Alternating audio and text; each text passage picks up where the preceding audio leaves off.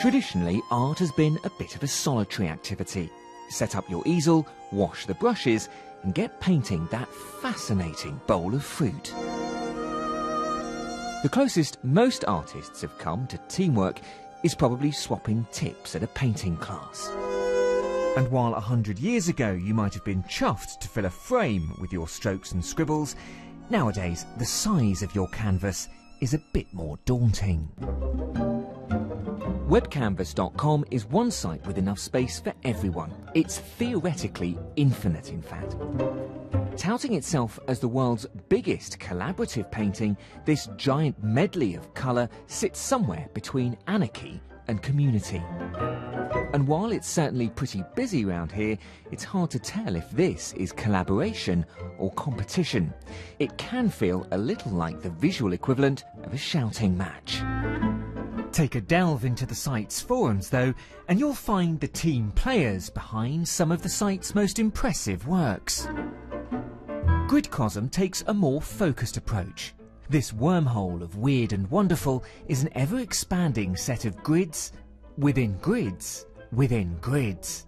3,651 of them, and counting. And it's not just pictures that are getting the collaborative treatment.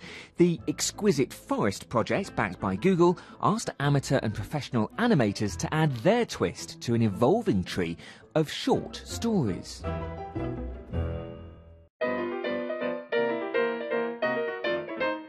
Many of these projects owe their roots to the macabrely named Exquisite Cadaver or Exquisite Corpse.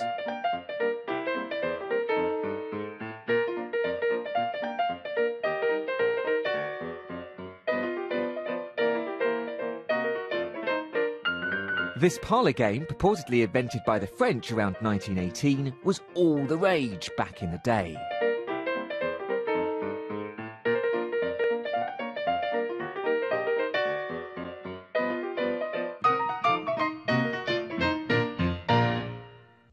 Nearly 100 years later, and the professionals are sharpening their crayons as well. The latest incarnation of the Cadaver experience comes courtesy of software maker Adobe. For this project, each artist was given an hour to complete a square of digital canvas, using a sliver of their neighbour's work as a starting point. The latest iteration of Adobe's software boasts Dropbox-style cloud storage and integrates with work-sharing website Behance. Adobe hopes that this will make getting feedback and working together a bit easier. The finished work is over 1 kilometre long. The results are pretty mixed, with some people taking the collaborative spirit to heart, but others ignoring it altogether. And that could be the fundamental flaw. If we ever hope to crowdsource a masterpiece, surely it's going to be more than a room full of people shouting at each other. These collective projects certainly emphasise individuality, so perhaps their beauty is in the juxtaposition of human expression, rather than the realisation of a shared vision.